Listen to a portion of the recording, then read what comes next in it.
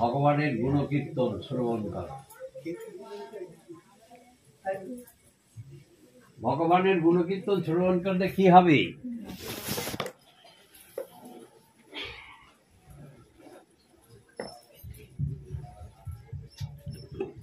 ভগবানের গুণটা যদি না শ্রবণ করা যায় তা চিত্তের মলিনতা যায় না। চেদ দর্পণ পরিমার্জন মহাভবগ্নি নির্বাপন শ্রেহ কৈবল্য প্রদান বিদ্যা মধুর জীবনম আনন্দম বুদ্ধি আস্বাদন। ভগবানের কথা শ্রবণ করলে কি হয়? চিত্তের মলিনতা দূর হয়। মলিনতা কি? অজ্ঞানতা। বিষয়বস্তুটি ভগবানের কথা শুনলেই চিত্তের মলিনতা দূর হয়। চিত্তের মলিনতা দূর হলে কি হয়? এখানে একটা ছোটখাটো কথা, যেমন আমরা আমাদের দেখতে পাই কি? আমরা আমাদের দেখতে পাই। আমরা দেখবার জন্য কি করি? একটা আয়না ব্যবহার করি। কিন্তু আয়না দিয়ে যখন আমরা মুখটা দেখি তখন হাতটা দেখতে পাই কি? যখন হাতটা দেখেন তখন পেটটা দেখতে পাই। পেটটা যখন দেখি তখন পিঠটা দেখতে পাই কি? পাই না। এটা দেখা নয় মা, নিজেকে দেখা। আমি কে? আমি কোথায় ছিলাম? কোথা থেকে এলাম? কি করছি? কোথায় যাব? তার জন্যে শ্রীমন মহাপ্রভু সতীনন্দন গৌর হরি শ্রীহা মায়াপুরী সতী গর্ভ সিন্ধু মা যে আবির্ভূত হলেন। আমরা যেখানে বাস করি এটা পাণ্ডববর্জিত দেশ। এদেশে পাণ্ডবের আসেননি। রামচন্দ্র বিহার পর্যন্ত এসেছিলেন, কিন্তু এই গৌর দেশে আসেননি। এটা হলো সুন্দরবন পরগনা।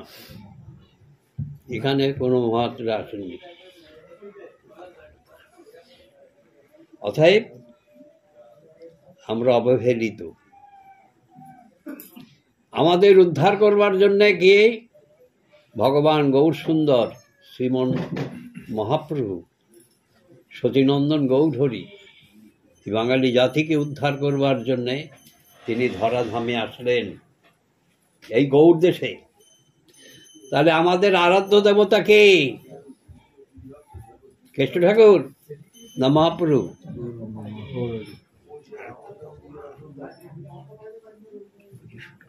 সে মহাপ্রভুকে আপনি কবার স্মরণ করছেন? কৃষ্ণ ঠাকুর তো দাপর যুগের ঠাকুর। তাহলে কলির যুগের ঠাকুর কে? মহাপ্রভু। গৌরঙ্গ তুমি ওরে দয়া না ছাড়িও, গৌরঙ্গ তুমি ওরে দয়া না ছাড়িও, আপন করিয়া রাঙা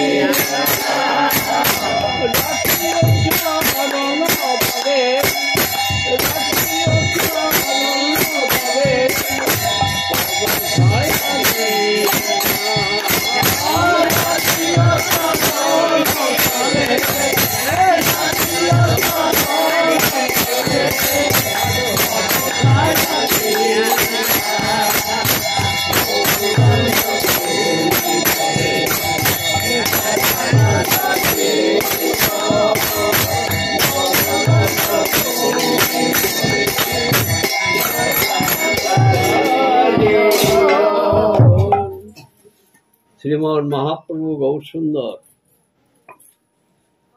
কলিযুগ পাবন, এই বাঙালি জাতির আরাধ্য দেবতা আমার গৌর সুন্দর।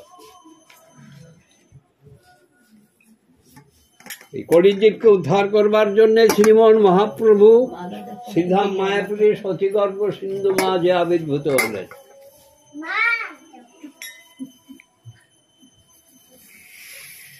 শ্রীমন মহাপ্রভু শ্রীকৃষ্ণ চৈতন্য। শ্রীকৃষ্ণ চৈতন্যের অর্থ কি?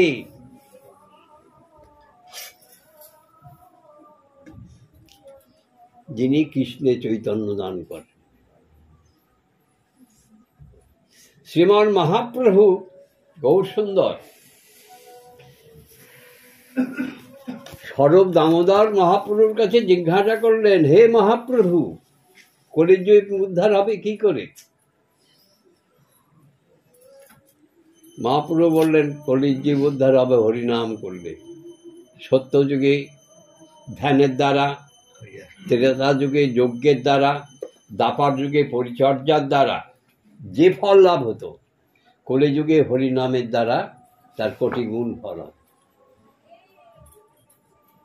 কৃষ্ণ নাম করলে কোটি গুণ ফল হবে। স্বরূপ জিজ্ঞাসা করলে হরিনাম করতে গেলে তাকে কি করতে হবে? মহাপ্রভু বললেন, তিনাদপি শুনিছে নতরুরে বা সহিষ্ণুনা আমার মেন মানদেন কীর্তনীয় সদা। তিনি হরিনামের অধিকারী। কে? তিনাদপি শুনিছেন তরুরে বা সহিষ্ণুনা অমানেন মানদেন কীর্তনীয় সদা। তিনি নামের অধিকারী। আমরা তো নাম করি, আমরা যদি কাউকে বলি আমরা তো কৃষ্ণ নাম করি, কিন্তু সেটা কি করা? নামকে আমরা কি দিয়েছি? নামকে কিছু দিয়েছি? তাহলে ভগবানের কৃপা করে পাওয়া, করলে তিনি কৃপা করবেন। তা আমরা নামের জন্য কি দিয়েছি?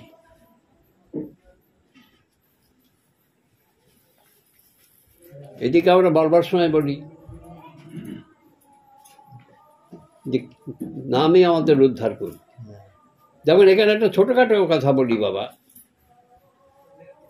কেউ দেহ রক্ষা করলে সে বাড়িতে খাওয়া নিষেধ, সেখানে খেতে নেই। এখন অবশ্যই বাবাজিরা একটা মত বের করেছেন, কোথার থেকে পেয়েছেন জানি না। এটা বৃন্দাবনেও আমি জিজ্ঞাসা করেছিলাম ভক্তবাবু, নাজাটের ভক্তবাবু দেহ রক্ষা করবার পরে আমার ছেলেকে দিয়ে বৃন্দাবনে ফোন করে জানতে চেয়েছিল যে 45 দিন শ্রাদ্ধ বাড়িতে খাওয়া যাবে না, এটা কোন পুঁথিতে আছে? তাতে বৃন্দাবনে বাবাজিরা বললেন, এটা কোনো পুঁথির মধ্যে না, এটা কোনো পুঁথির মধ্যে নেই। অথচ বলা হচ্ছে 45 দিনের আগে সে বাড়িতে খাওয়া যাবে না। কিন্তু তা না, হরিভক্তি বিলাসে লেখা আছে শ্রাদ্ধ বাড়িতে যদি কেউ ভোজন করে তাহলে যে ব্যক্তি দেহ রক্ষা করেছে তার কর্মফল তাকে ভোগ করতে হবে। যারা ওই শ্রাদ্ধ বাড়িতে ভোজন করবে তাহলে ওই যে লোকের যা অপরাধ আছে সেই অপরাধের ভাগী হতে হবে। এখন রঘুনন্দন বাবাজি মহারাজ তিনি বিধান দিলেন কি, এখন লোভে পড়ে তো খেতে হয়, সেখানে গেলে খাওয়া ভালো হবে। রঘুনন্দন গোস্বামী পাদ তাতে দিলেন, খেয়ে বলে হরিবল বলো, হরিবল বললে তাহলে লোভে পড়ে খেয়ে হরিবল বললে সে পাপের থেকে মুক্তি পাওয়া যাবে।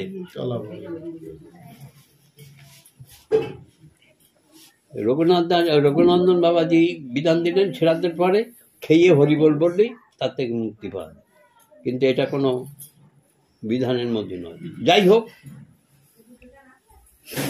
শ্রীমন মহাপ্রভু কৃপা করে বললেন কলির যে মুক্তি পাবে হরিনাম করলে,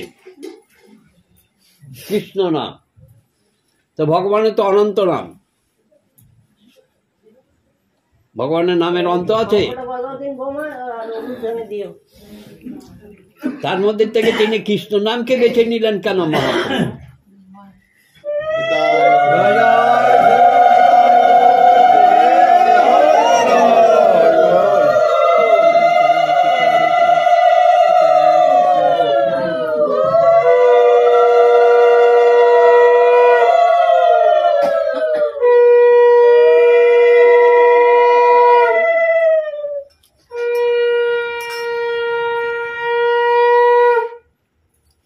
হরিনামকে বেছে নিলেন কেন?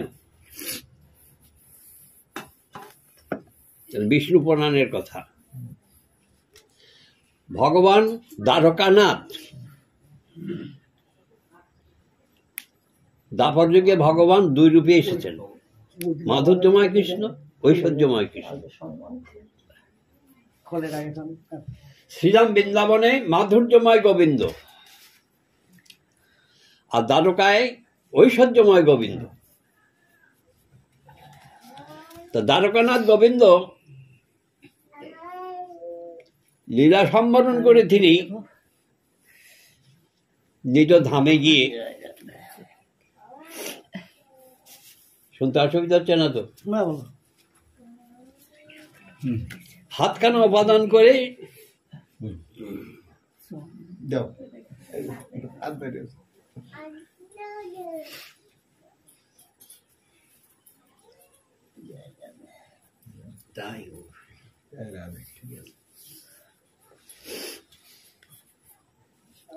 হাতখানা উপাদান করে শুয়ে শুয়ে চিন্তা করছেন, যজ্ঞেশ্বরী যোগমায়া প্রথমকে জিজ্ঞেস করছিলেন ভগবানের ইচ্ছা শক্তি, যোগমায়া দেবী জিজ্ঞাসা করছেন, ও গোবিন্দ কি চিন্তা করছো? তোমার নামে চিন্তা হরণ হয়, তোমার নামে চিন্তা দূর হয়, তুমি আবার কার চিন্তা করছো? গোবিন্দ বললেন, হে দেবী, আমি তো ধরা পরিত্যাগ করে এলাম, ধরার যে মুক্তি পাবে কি করে? দেবী বললেন, কেন ঠাকুর, সে ব্যবস্থা তো তুমি করে রেখে এসছো। বলে, কি করেছি? বলে, কেন, তোমার নাম কিন্তু তুমি রেখে এসছো, তোমার নামকে তো তুমি রেখে এসেছো। বলে, নাম? মানে হ্যাঁ ঠাকুর, তোমার থেকে নামের শক্তি বেশি, তুমি যা পারো না তোমার নাম তা পারে, তুমি প্রমাণ নেবা। ত্রেতা যুগে তুমি জানকীকে উদ্ধার করবার জন্য সাগর বাঁধতে গিয়েছিলে না, পেরেছিলে? তুমি পাথরগুলো তুলে তুলে জলে ফেলে দিচ্ছিলে, পাথরগুলো ডুবে যাচ্ছিল। পবননন্দন হরিমান যখন এসে রাম পাথরের গায়ে রাম নাম লিখে জলে ফেলে দিচ্ছিল, তখন পাথরগুলো ভাসছিল। তখন হনুমান হেসে বলেছে, নো ঠাকুর, তুমি যাকে ফেলে দাও সে কি ভাসে? তুমি যাকে ত্যাগ করো সে কি ভাসে? তুমিও পাথর ভাসাতে পারবে না। তখন পবননন্দন কি করলেন? পাথরের গায়ে রাম নাম লিখে জলে ফেললেন। তখন পাথরগুলো হাসতে আরম্ভ করে। তাহলে ঠাকুর তুমি বড় না তোমার নাম বড়?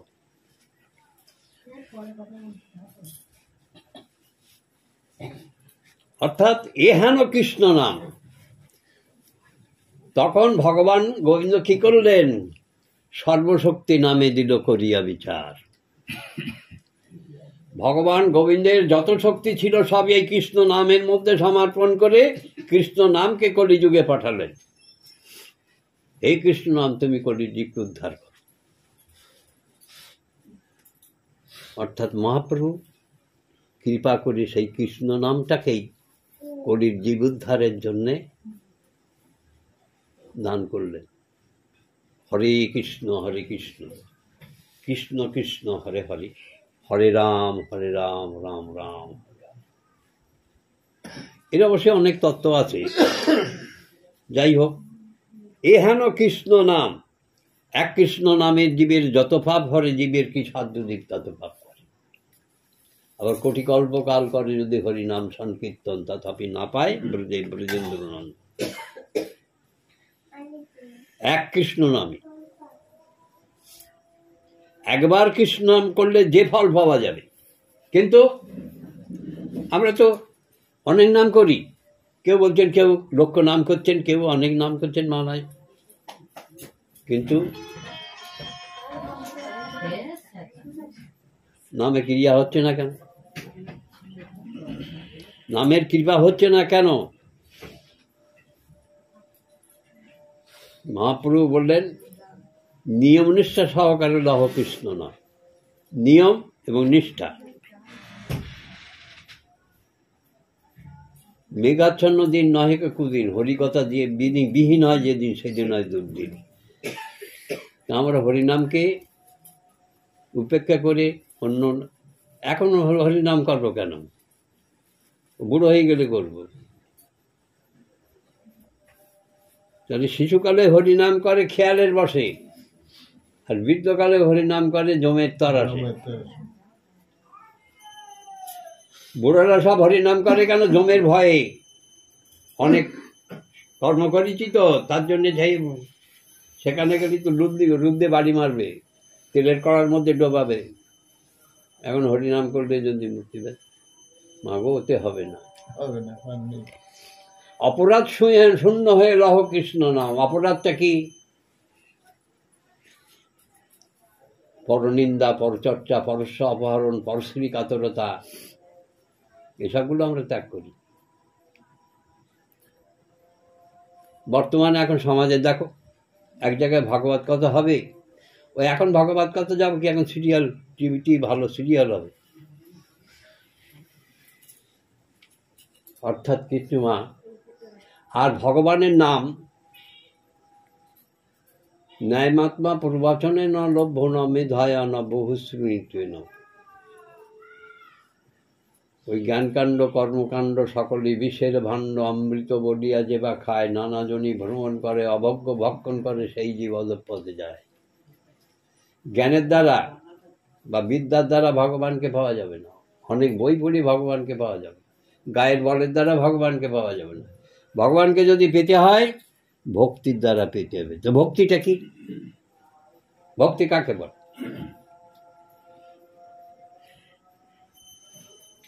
আমরা যেমন বলি আমাদের ভক্তি আছে, যেমন এখানে একটা উদাহরণ দেওয়া যায়। কয়েক মারা রাস্তা দিয়ে যাচ্ছেন। আর একটা কথা বলি বাবা, মা শীতলা, মা মনসা, শিব ঠাকুর, শনি ঠাকুর সব রাস্তার ধারে এসে বসেছে। এখন ওদের খাওয়া জুটছে না। তো কয়েক মা যাচ্ছেন, রাস্তা দিয়ে যেতে যেতে দেখলেন একটা মনসা মন্দির। দেখো না, কি করলে? বুকে একটা আঙুল ঠেকালে আর কপালে একটা আঙুল ঠেকালে। ঠাকি কি বললে? মা মনসা, তোমার পুজোর সময় দুধ কালো দেবো, খবরদার বিছানার মধ্যে ফোঁস করে উঠো না। তারপরে দেখলে একটা শীতলা মন্দির। তখন কি বললে? এই মা শীতলা, তোর পুজোর সময় দুটোকে সরে দেবো, খবরদার আবার সুন্দর মুখখানা কালো করে দিও। দুটো কি দেবে? তারপরে দেখলেন একটা শনি মন্দির, বড় ঠাকুর। আজকাল রাস্তাঘাটে সব জায়গায় এখন বড় ঠাকুরের বাজার খুব ভালো, জয় গিয়ে যায়। বড় ঠাকুর কি একটা আঙুল দেখালে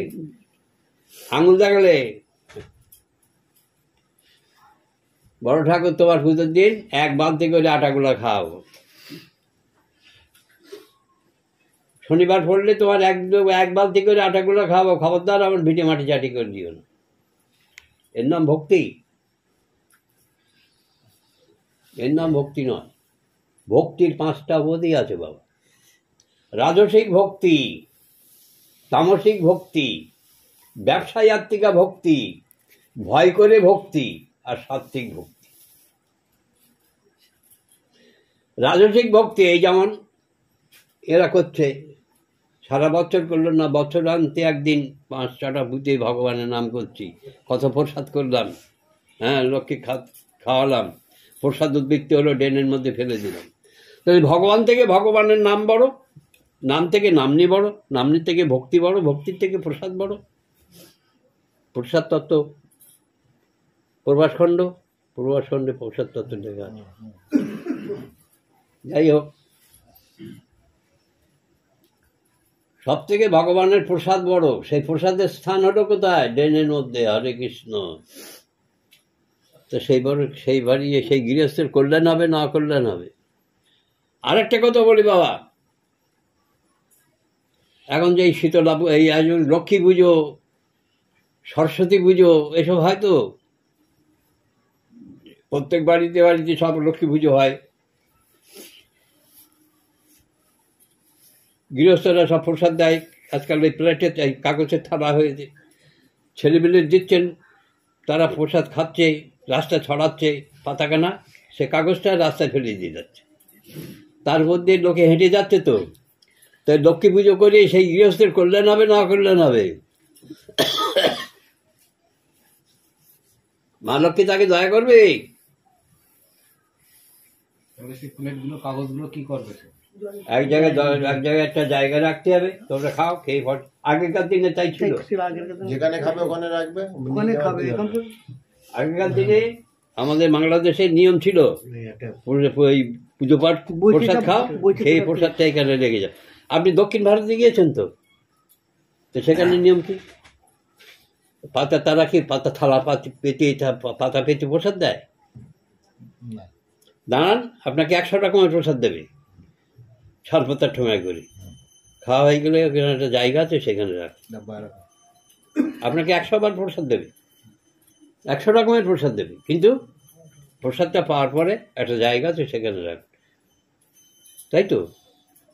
তাহলে প্রসাদ পাত পেতে নয়, হাত পেতে। ভগবানের প্রসাদ পেতে গেলে হাত পেতে নিতে হবে, ওই বসে পাত পেতে নয়। জয় গিরিধার। যাই হোক, হরে কৃষ্ণ। এর নাম রাজসিক ভক্তি। আর তামসিক ভক্তি, মায়েরা বৃন্দাবনে গেছেন, প্রত্যেকে একটা করে গোপাল কিনলেন, ঝোলার মধ্যে ঢোকালেন, বাড়ি এসে পাড়ায় বললেন, এই দেখো আমি গোপালের মা হয়েছি, আমি গোপাল কিনে এনেছি। বুঝতে পারছেন তো? গোপাল কিনে এনেছি। হরে কৃষ্ণ। তো গোপালের জায়গা হলো কোথায়? কুলুঙ্গির মধ্যে। আর 50 গ্রাম নকুলদানা গোপালের 1 মাসের খোরাক। আর ছোট্ট স্টিলের থালা দোকান, আর ছোট্ট 2 গ্লাস। হরে কৃষ্ণ।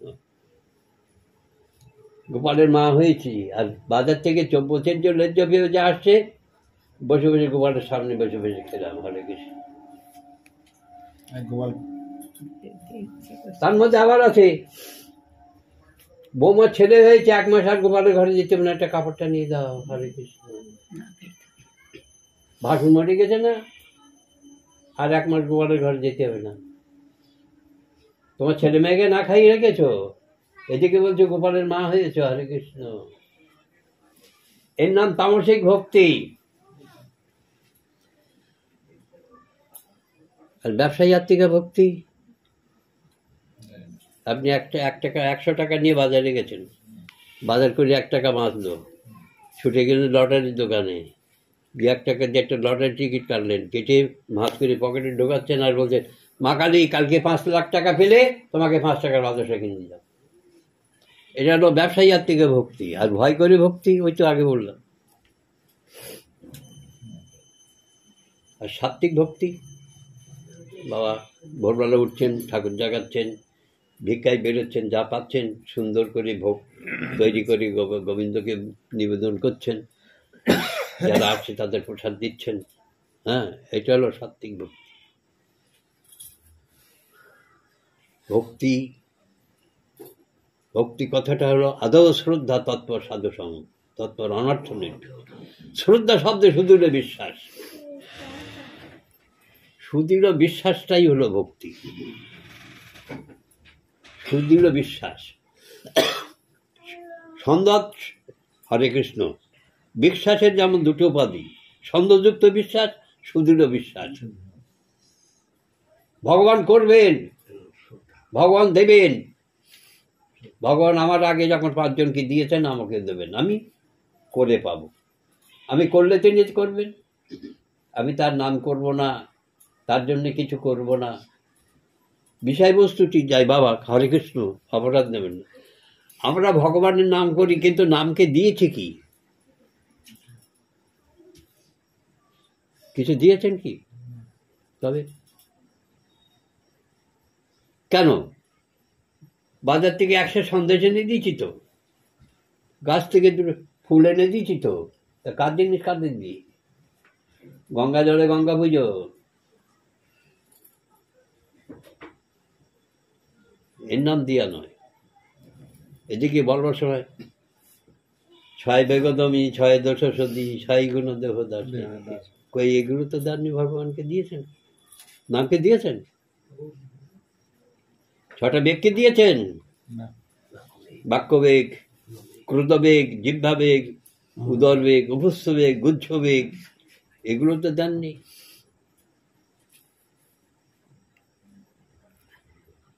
ভগবানকে, ভগবানের কৃপা পেতে গেলে ভগবানের নামের 8টা জায়গায় বাঁধা আছে, অষ্টপাশ,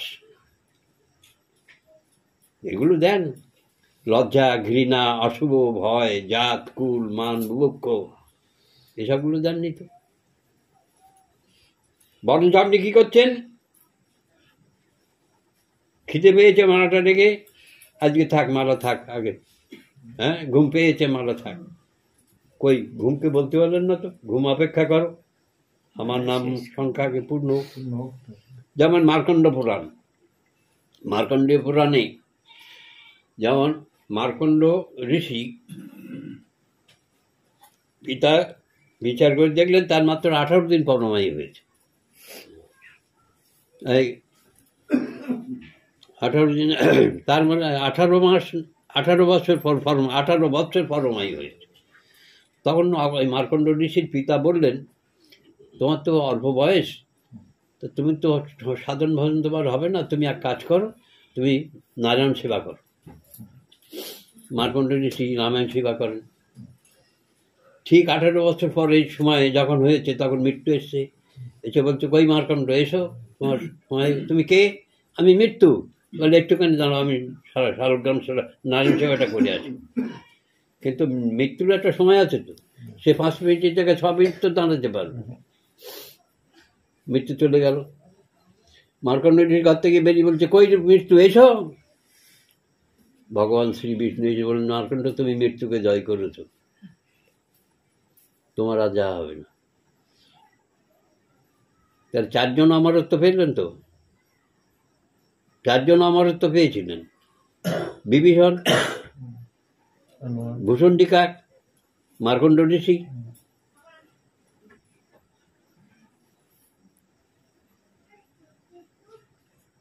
ভূষণ টিকাক, মার্কণ্ড ঋষি, হনুমান, এই 4 জন অমরত্ব পেয়েছেন। এই 4 জন কিন্তু প্রত্যেক বছর বছর আসেন। শ্রীক্ষেত্রে 4 জন আসেন রথ দর্শন করতে। রথ পরে জগন্নাথকে দর্শন করলে পুনর্জন্ম না বিদ্যতে। এই 4 জন আসেন রথ দর্শন করতে। কিন্তু কেউ কি তাদের দেখেছেন? কোন রূপে আসেন, কোথায় দাঁড়িয়ে রাত দর্শন করেন, কেউ তা জানেন না। অথচ এই 4 জনই কিন্তু, এটা পুরাণে, বিষ্ণু পুরাণেই আছে, 4 জন শ্রীক্ষেত্রে আসেন রথ দর্শন করতে। 4 জন হবে না ওটা 7 জন হবে? 4 জন। 7 জন কোথায় পেলে? কোথায় পেয়েছ? ভাগবতেই তো 7 জন বলে। কোন ভাগবত? যারা পাঠ করেন, পাঠ রাখেন। দেখো, শাস্ত্র মত বিভিন্ন, পথ বিভিন্ন, শাস্ত্র বিভিন্ন। কে কি বলেন সেটা নয়, তুমি যেটা শুনছো সেটা শুনো। কে কি বলেছেন আমি কি করে বলবো তোমাকে? সেই চার উত্তর আমি দেবো কি করে? ঠিক। কতগুলো কথা ছোটটা শুনে রাখ। ভাগবত কথা কার কাছে কোনো প্রশ্ন করবি না, যা চেনা তা যে যেরকম জানেন সেই সেরকমই বলবে। এটা না, এটা কেন, ওটা না, একথা বলো না। ওটা বললে কি হবে? অপরাধ হবে, নামেরও অপরাধ হবে, আবার যাকে বলছে তার অপরাধ হবে, তোমারও অপরাধ। এটা কোনোদিন বলবে না। যেটা শুনলে তোমার মনে লাগে তুমি মেনে নেবা, যদি মনে না লাগে মানবা না। কিন্তু এটা না ওটা, তুমি প্রমাণ দিতে পারবেন যে তোমারটাই সত্যি আমারটা মিথ্যে? প্রমাণ দিতে পারবেন না তো। তাহলে মত বিভিন্ন, বেদ বিভিন্ন, শাস্ত্র বিভিন্ন, তেমনি মহাজন স্বগতস্থ পন্থা। মহাজনরা যেটা বলেছেন সেটা মানবে। ওই কে এখন তো বহু লোকে ভাগবত, এই যে হরিভক্তি বিলাস, এই হরে কৃষ্ণ চৈতন্য চরিতামৃত, এখন তো বহু লোকে লিখছে, বহু লোকে বের করছেন ভাগবত, তো বহু লোকে বের করছেন। তাহলে কোনটা ঠিক কোনটা মিথ্যে তার প্রমাণ কোথায়? অতএব আপনি, আপনার ভালো না লাগে, হরিকথা শুনতে আপনার ভালো না লাগে, আপনি শুনবেন না, সেখান থেকে উঠে যাবেন। আর যদি আপনার ভালো লাগে আপনি শুনবেন, কিন্তু ওটা না এ কথা বলবেন না, ওটা না বা এ কথা বললে অপরাধ হবে। ঠিকই তো? জয় গিরিধারী। তাহলে বিশেষ বস্তু হলো কলিযুগে ভগবান শ্রীমন মহাপ্রভু গৌর সুন্দর সবাইকে উপদেশ দিলেন, কৃষ্ণের সংসার করো ছাড়ি অনাচার, অচিরে আদ কৃষ্ণ তোমায় করিবেন উদ্ধার। কৃষ্ণের সংসার, ভগবানের সংসার। আমরা কি ভগবানের সংসার করি না?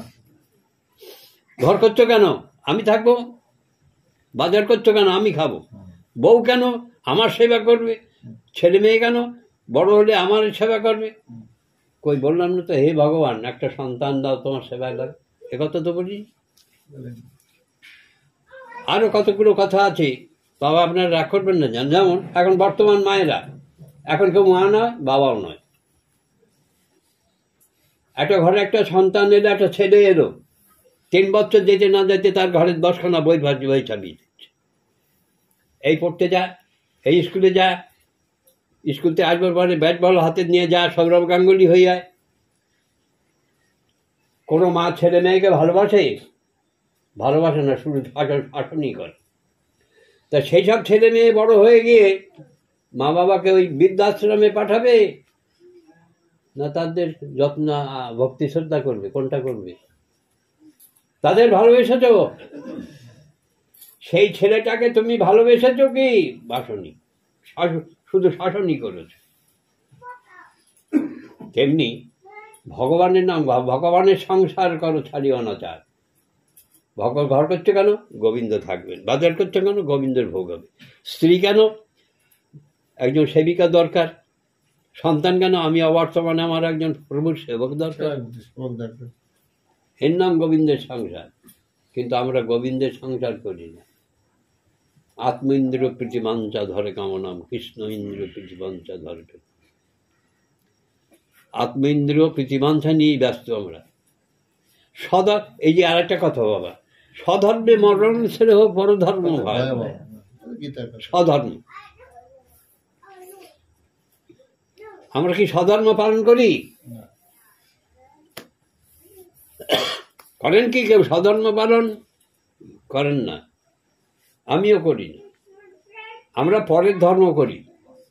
পরের ধর্ম কেমন? কুকুর বিড়াল ছাগল ভেড়া বাঘ ভাল্লুক যা করে আমি তো তাই করছি, খাচ্ছি দাচ্ছি বংশবৃদ্ধি করছি, ঝগড়া বিবাদ করছি, রোগ শোক ভোগ করছি, সময় হলে চলে যাচ্ছি। আমি যে মনুষ্য কুলে জন্মগ্রহণ করেছি, যেমন সনাতন গোস্বামীবাদ মহাপ্রভুর কাছে জিজ্ঞাসা করেন, কে আমি, কেন মরে জালে তাপত্রয়, জানি না কিসে মোর হিত হয়।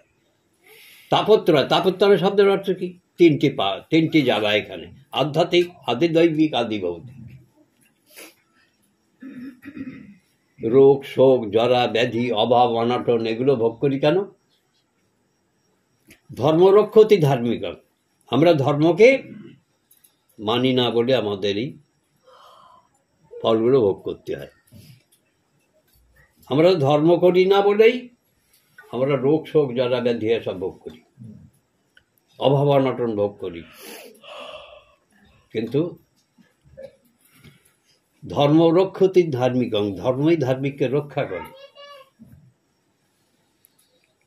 কিন্তু আমরা কি ধর্মকে রক্ষা করেছি?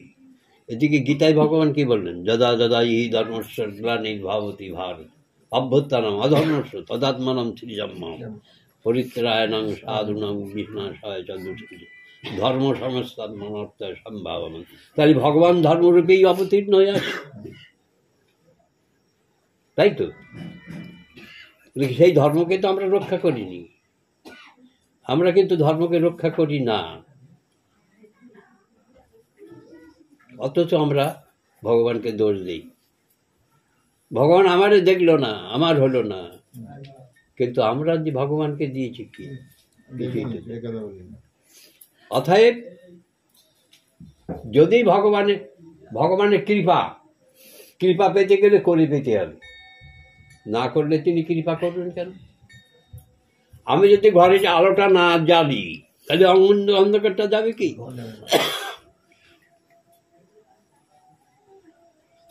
আগে আলোটা জ্বালা কি? ভগবানকে বিশ্বাস করা, বিশ্বাসটাই ভক্তি, সুদৃঢ় বিশ্বাস। আর তার জন্যে সেই বিশ্বাসটা দেওয়া মানে, বিশ্বাসটা করা মানে তার জন্যে কিছু দেওয়া। আমরা ভগবানকে কিছুই দেই না, ভগবানের নামকে আমরা কিছুই দেই না। আমরা পাওয়ার জন্যে নাম করি, দেওয়ার জন্যে নয়। কিন্তু দেওয়াটা বড় না নেওয়াটা বড়? যে দেয় তার মনটা, আর যে নেয় তার মনটা। তা যে আগে ভগবান গোবিন্দ ওই যে গানে বললো না, গোবিন্দ কহেন মামা বৈষ্ণব পরাণ, বৈষ্ণব হৃদয়ে আমার সতত বিশ্রাম, তাই তো? তাহলে অহনি অহনি অন্যানি ভূতানি গচ্ছন্তি যম মন্দিরম শেষাস্থিরত্বমিচ্ছন্তি কিমাশ্চর্য অতঃপর। এর থেকে আশ্চর্য বস্তু আর কিছু নেই।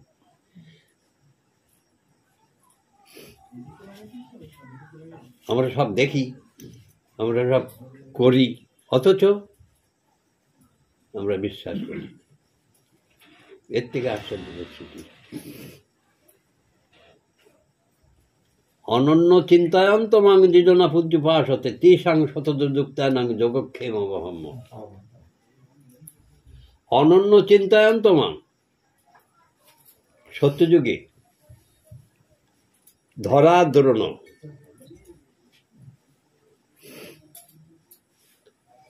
দ্রোণ মহারাজ ভাগবত এই গীতা পড়তে পড়তে দেখলে ওই শ্লোকটা দেখে কালিতে কেটে দিলেন।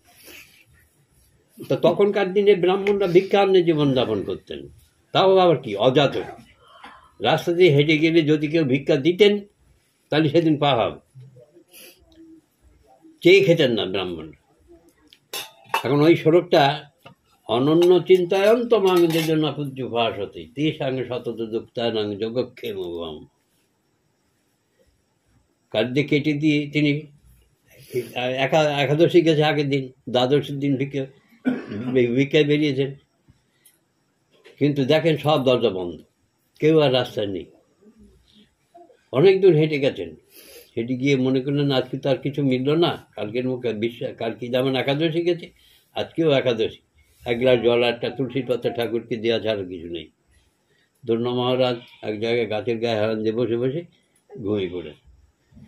এদিকে ভগবান কি করেছেন, কানাই বলায় দুজন ভোজনের যত সামগ্রী চাল ডাল সমস্ত নিয়ে ধরা ধন্য মহারাজের ঘরে গেছে। যে বলছেন মা ঘরে কে আছো, এই ঠাকুরমশাইগুলো পাঠিয়েছে নাও। ধরা মা বেরিয়ে বলছে কে, বলে ওই যে ঠাকুরমশাই গলাপাড়ায় গিয়েছিলেন ভিক্ষায়, তাই ভিক্ষা দিচ্ছে, তো ঠাকুরমশাই বুড়ো হয়ে গেছেন, উনি তো আনতে পারবেন না, তাই আমাদের দিয়ে পাঠিয়ে দিন। ধরামান মাথার থেকে বোঝারটা নামিয়ে নিতে দেখেন গোবিন্দের বুক দিয়ে দরদর করে রক্ত পড়ছে। এ কি তোমার বুকে আঘাতের চিহ্ন কেন, বলে তোমাদের ঠাকুর মেরেছে। বলে সে কি, যে সজ্ঞানে একটা পিঁপড়েকে কোনোদিন আঘাত করে না, সেই তোমার কোমল অঙ্গে আঘাত করে, যেটা তো বিশ্বাসযোগ্য নয়। তাহলে বাড়ি আসলে জিজ্ঞেস করে দেখ।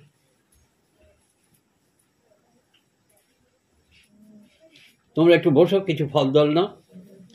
কানাই বলায় বললো মা গো, আমরা তো পরের কাজ করি, আমাদের বলবার সময় নেই।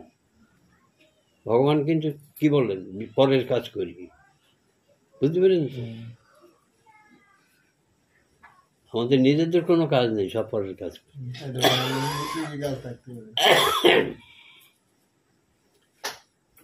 ধর্মাগুনে রেখে ঘরে গেছেন, কিছু ফল জল আনতে বাড়িয়ে এসে থাকেন যে চলে গেছে, চারখানা চরণ চিহ্ন সেখানে পড়ে আছে। ধর্মা সমস্ত সব রান্না টান্না করে ঠাকুরের ভোগ ঠোক সাজিয়ে বসে আছেন। দ্রোণ মহারাজ এসে বারণ এসে বসে আছেন, আজকে তার ভিক্ষা মেলেনি। ধর্মা এসে বলছে কি গো ঠাকুর, ভুল হয়ে গেছে আমার, হরে কৃষ্ণ, অপরাধ দেবেন না। ধরা দ্রোণ মহারাজ না, অর্জুন মিশ্র। বলতে পারতে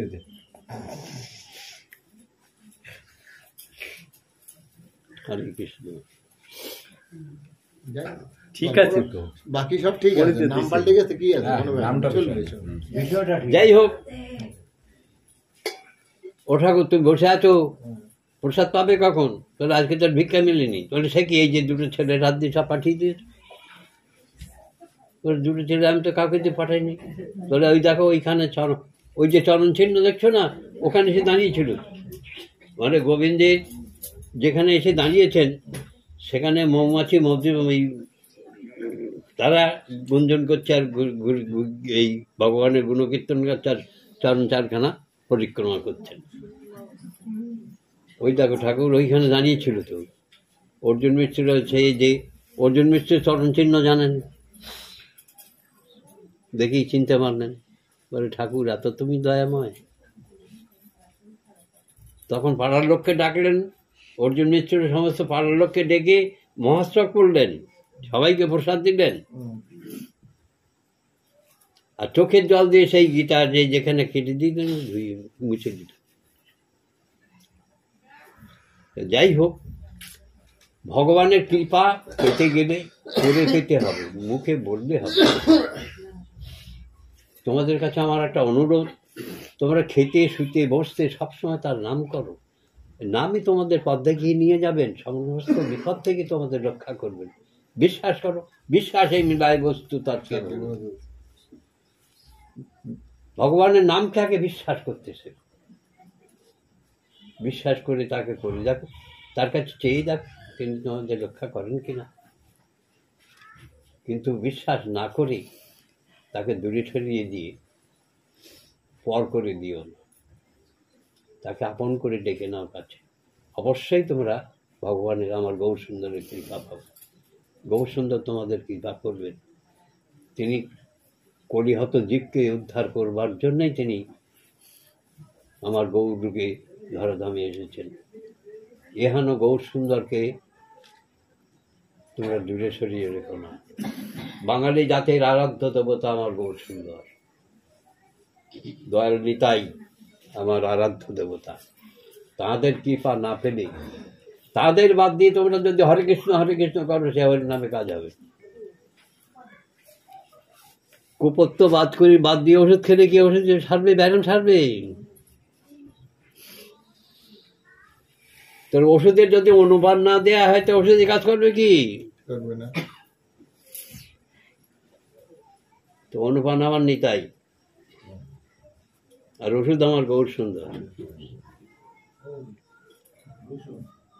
তো অনুপান দিয়ে ওষুধটা খান, সারবে। মহতে ভাগবত কথা। আজকে এইখানে বিশ্রাম। ভাগবত এই বাসুদেবায় পরায় পরমাত্মা। হ্যাঁ,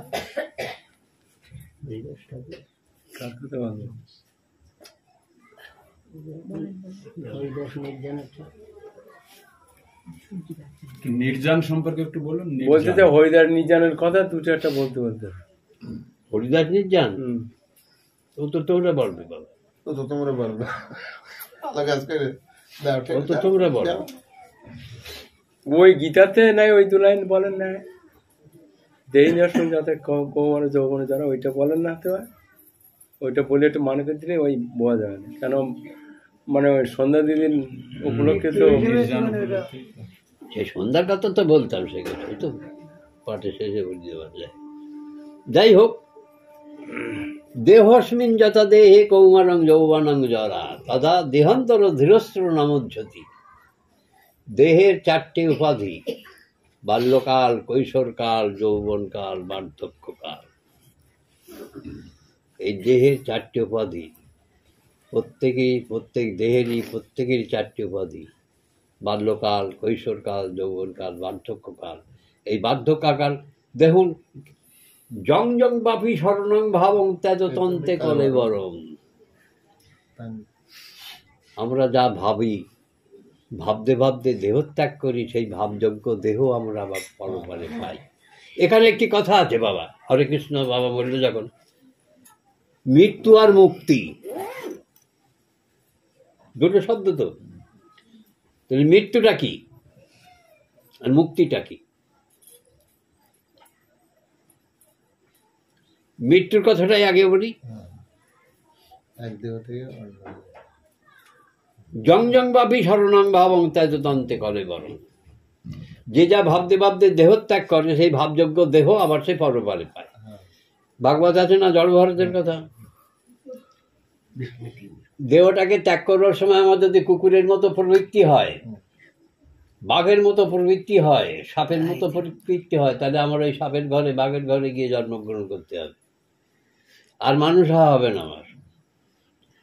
আর একবার যদি আমি মনুষ্যকুলের থেকে আবার ওই পশুর কুলে যাই, আর কোনোদিন আমার মানুষ হবে কি? তার একটা প্রমাণ আছে দর্শন শাস্ত্রে। আপনি সন্ধ্যেবেলা বসে আছেন মাঠের মধ্যে, দেখলেন আর সাঁত করে তারা খসে পড়ে গেল। ওই তারাটা একটা ব্রহ্মাণ্ড, তো ওই ব্রহ্মাণ্ডটা খসে পড়েছে। তো ওই ব্রহ্মাণ্ডটা ওই কক্ষে আর ফিরে যাবে কোনো দিন? তেমনি আমি মনুষ্যকুলের থেকে কুকুরের ঘরে গেলে আর আমার মানুষ হবে না। অতএব এর নাম মৃত্যু।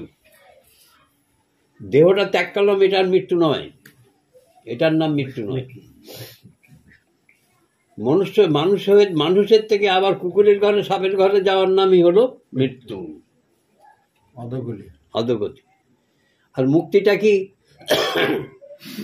এই মনুষ্যের ঘরের থেকে আবার সাধুর ঘরে গিয়ে জন্মগ্রহণ করে ভগবত আরাধনা করা, ভগবানের নাম কীর্তন করা, এর নাম হলো মুক্তি। তাহলে আমরা এখানে মুক্তি পেতে চাই, কিন্তু মুক্তিটা কি এটা আমরা কিন্তু কোনোদিন শুনিনি, জিজ্ঞাসা করি না মুক্তিটা কি। আমরা মুক্তি মানে মায়েরা বাবারা বোঝে স্বর্গে যাব, সেখানে যেই ভালো মন্দ খাবো, ভালোভাবে থাকবো, এটা মিথ্যে কথা। এইখানেই স্বর্গ, এইখানেই নরক, এখানেই যন্ত্রণা ভোগ করতে হবে। আবার এখানেই সুখী হলে, যদি সুখী হতে চাও এখানেই সুখী হতে। যাই হোক এহানো কৃষ্ণ নাম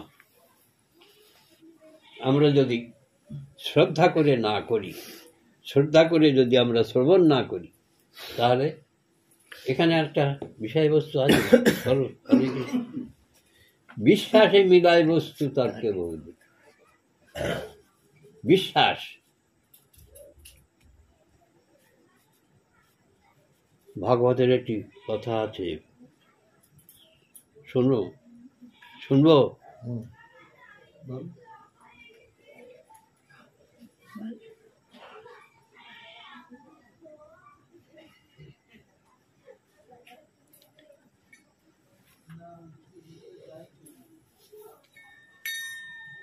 দর্শন শাস্ত্রে যেমন বলেছে, এই প্রশ্নকর্তা আর বক্তা। তো প্রশ্নকর্তা জিজ্ঞাসা করছেন, সমাজে যারা অসামাজিক কাজ করে তারা কি অপরাধী? শাস্ত্রাকাল চলছেন না, তারাও সমাজের কাজ করে। বলে সে কিরকম? বলে কেন? একদল একটা মানুষের তন্দ্রা টুটিয়ে দিয়ে তার মধ্যে নবপ্রেরণা সৃষ্টি করে, মানে চোরকে দেখে সাধু হয়ে বাঁচবার চেষ্টা করে। এহেন কথা। এক জায়গায় একটি হরিবাসর আছে, সেখানে নিত্য ভাগবত পাঠ হয়, ভগবানের কথা হয়। পাড়ার থেকে সব মায়েরা আসেন, বাবারা আসেন, সব শ্রবণ করেন। তার একটু দূরে একজন বাস করেন, তিনি তার অবলম্বন হল চৌর্যবৃত্তি, তিনি চুরি করে সংসার চালান, পরশ অপহরণ। তো লোকটি যখন সন্ধ্যেবেলা গায়ে তেল মেখে অস্ত্র শস্ত্র নিয়ে যখন সে চুরি করতে বের হয়, আপনার তো শুনতে অসুবিধা হচ্ছে না তো? তখন ওই বউটি, মানে সেই চোরের স্ত্রী, সে কি করে, ঘরেরটা তালা লাগিয়ে ভাগবত কথা শুনতে যায়। তিনি যে এই ভাগবত কথা শোনেন, তিনি ভাগবত কথা শুনে যখন বাড়ি যান, চোরও চুরি করে ফিরে আসে। আর ওই বউটা যেই বলেন, আহা কি সুন্দর ভাগবত কথা শুনলাম, তুমি একটু হরিকথা শুনলে না, তোমার গতি কি হবে? হ্যাঁ,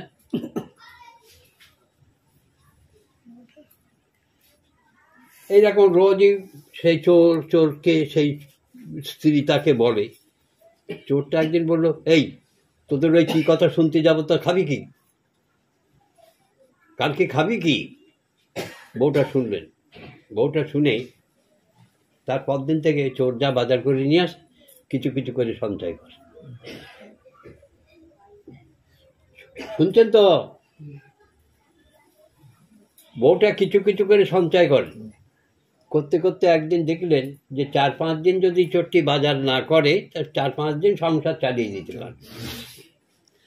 আজকে যখন ওই চোরটি ঘর থেকে বেরিয়ে যাচ্ছেন চুরি করতে, তখন বউটা গিয়ে দরজায় দাঁড়িয়ে, আজ আর তোমার ওই কাজে যাওয়া হবে না, আজকে আমার সঙ্গে তোমাকে হরিবাসরে যেতে হবে, হরিকথা শুনতে। চোরটা বলবে, কালকে খাবে কি? বলে, তোমার 4 দিনের সংসার আমি চালিয়ে দেবো, তুমি বিনিময় একদিন তুমি আমার সঙ্গে একটু হরিকথা শুনতে চাও। চোরটা এড়াতে পারলেন না, চল যাই দেখি কি করতে তোদের কথা হয়। এখন বউটি যখন এই বসে বসে হরিকথা শোনেন, তিনি যে সেখানে, চোরকে তো সবাই চেনে, চাদর টাদর দিয়ে মুখ টুক ঢেরিয়ে একটা কোনায় যেয়ে বসেছে। সেদিনকে ভাগবত পাঠক ব্রজলীলার কথা কীর্তন করছেন। মা যশোমতী সকালবেলা গোপালকে সুগন্ধি জলে স্নান করিয়ে অলঙ্কার তেলাকা আঁকিয়ে তাকে অলঙ্কার আদি পরিয়ে হাতে বাঁশিটি দিয়ে বলেন, গোপাল যাও বন্ধুদের সঙ্গে খেলা করতে। অলঙ্কার আদি পরিয়ে পাঠ শেষ হয়ে গেলে সবাই প্রসাদ টসাদ নিয়ে চলে গেছে। চোরটি বসে আছে। সবাই চলে গেলে চোরটা আস্তে আস্তে পাঠকের কাছে গেছে। ও ঠাকুরমশাই, ওই যে বললে কোন রাজার ছেলে, তার মা অনেক গণ্য টান্না পড়িয়ে তাকে ছেড়ে দেয়, কোন রাস্তা দিয়ে যায়? কোন রাস্তা দিয়ে যায় গো? তখন পাঠকও একটু রসিকতা করলেন ওর সঙ্গে, কেন তোমার বাড়ির সামনে বড় রাস্তা, ওই রাস্তা দিয়েই তো যায়, তোমার বাড়ির সামনে ওই রাস্তা দিয়েই তো যায়। বলে, তা হবে, আমি তো 10টা না বাজলে ঘুরতে ঘুরি না, আমার বাড়ির সামনে দিয়ে যায়, আর আমি কিনা ঘুমিয়ে দেখি। হ্যাঁ, বউর সঙ্গে বউর কথা মতো যদি আর 2 দিন ভাগবত কথা আগে আসতাম, তাহলে তো আমি একদিন বড় লোক হয়ে যেতাম। হ্যাঁ, দেখ আজকে আর বাড়ি যাবো না, আজকে ওই রাস্তার ধারে দিয়ে বসে থাকবো। সকালবেলায় ছেলেটা যখন যাবে তখন ওই ছেলেটার কাছ থেকে কিছু গহনাপত্র খুলে নেবো, যদি আর আমার চুরি করতে হবে না। যেই চিন্তা করতে করতে, যেই গাছের গোড়ায় বসে চিন্তা করতে করতে ঘুমিয়ে পড়ে। রোদ্দুর যখন এসে মুখে লেগেছে তখন চোরের ঘুম হয়ে গেছে। হ্যাঁ যা, ঘুমিয়ে তো মুশকিল করেছি। বাড়ি গেল, বাড়ি এই বউকে বললো তাড়াতাড়ি রান্না করো, খেয়ে দিয়ে একটু ঘুমোবো, আজকে আমার রাত্রিতে বড় কাজ আছে। ঘুমিয়ে টুমিয়ে সন্ধেবেলা চোরটি রাস্তার ধারে, এবার আজকে আর ঘুমাবো না।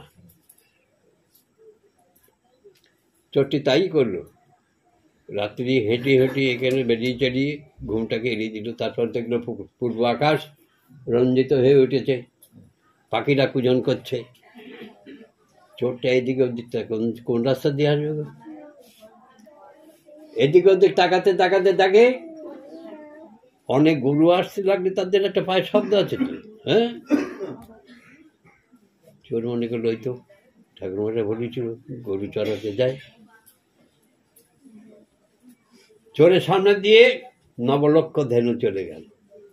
চোর দাঁড়িয়ে দাঁড়িয়ে দেখলো, রাখাল বালকেরা লাঠিতে লাঠিতে সংকেত করে ভগবানের নাম গুণকীর্তন করতে করতে তারা চলে গেল। এটার একটা অর্থ আছে, নবলক্ষ ধেনু, তারা তো অপ্রাকৃত। এই অপ্রাকৃত সাধু দর্শনে চোরের পুণ্য সঞ্চয় হল। ওই যে সাধু, ওই যে রাখাল বালকেরা, তাদের তো দর্শন করেছেন চোর। চোরের কর্মফল সমস্ত নষ্ট হয়ে যাচ্ছে। পেছনে আসছে বলদেব আর কৃষ্ণ, দুইজনে আসছেন। কিছুটা চোরকে আগে দেখি গোবিন্দ বললেন, দাদা তুমি আগে যাও, আমি পরে যাচ্ছি। বলদেব আগে চলে গেলেন। গোবিন্দ মাটিটি হাতে করে প্রকৃতির শোভা দর্শন করতে করতে যাচ্ছে। যেই চোরের সামনে গেছে, চোরটা লাফ দিয়েছে পড়ে, এই ছেলে এখানে দাঁড়াও, এই ছেলে এখানে দাঁড়াও। বলে কেন? বলে আমি তোমার থেকে কিছু গহনা খুলে নেবো, আমার খুব অভাব। গোবিন্দ বলছেন, সে কি করে হয়, এ তো আমার মা দিয়েছে। চোর বলছে, তোমার মা তো রাজরানী, তোমাকে আবার তৈরি করে দেবেন, আবার তোমাকে করে দেবেন। গোবিন্দ বলছে, তা নাও, কোনটা নেবার নাও। চোর মাথার চূড়ার থেকে সমস্ত অলঙ্কার দেখতে দেখতে আসছে, তাই তো। কোন অলঙ্কারটা বড়? বড় সেটা নেবো। কোন বড় অলঙ্কারটা নেব? এই করতে করতে গোবিন্দের চরণে এসে তাকে সোনার রূপ, এই দুটো বড় হবে, এই দুটো সব থেকে বড় হবে। চোর রাস্তার উপরে বসে জানুটা পেতিয়ে দিত, ওই ছেলে, এই ছেলে তোমার পাখানা কেন তুলতে, তোমার পাখানা এখানে তুলে দাও, তোমার চরণখানা এখানে দাও। গোবিন্দ চরণটা তুলে দিতেন জানুর উপরে। চোর কি করেছেন? পা দুটো ধরে বসে আছে। গোবিন্দ বলছে, নাও তাড়াতাড়ি নাও, আমার সঙ্গীরা চলে গেল। ঠাকুর তাই কি হয়? অনন্ত কোটি কাল কর্মফলের, নিজ কর্ম দোষ ফলে অনন্ত কোটি কাল তোমাকে ভুলেছিলাম। যে চরণ পাওয়ার জন্যে কত মনীন্দ্র যোগীন্দ্র তপস্যা করে গায়ে গাছ জন্মে ফেলেছেন, সে চরণ পেলে কেউ ছেড়ে দেয়?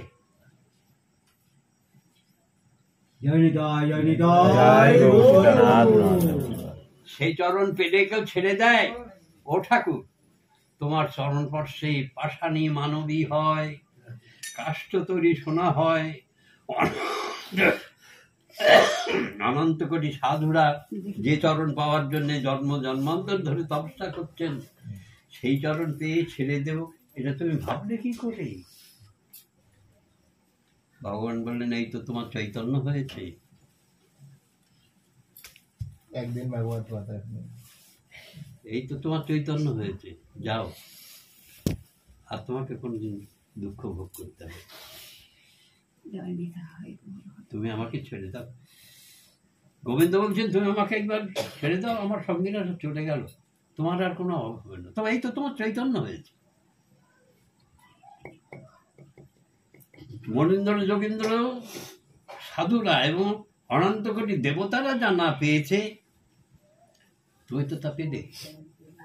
কোন দেবতারা চৈতন্য লাভ করেছিল? কত মনীন্দ্র যোগীন্দ্র যুদ্ধবন্ধর ধরে তারা চৈতন্য পেয়েছে। ভগবান গোবিন্দ বললেন এই চোরকে বললেন এই তো তোমার চৈতন্য হয়েছে, যাও। এখানো ভাগবত কথা।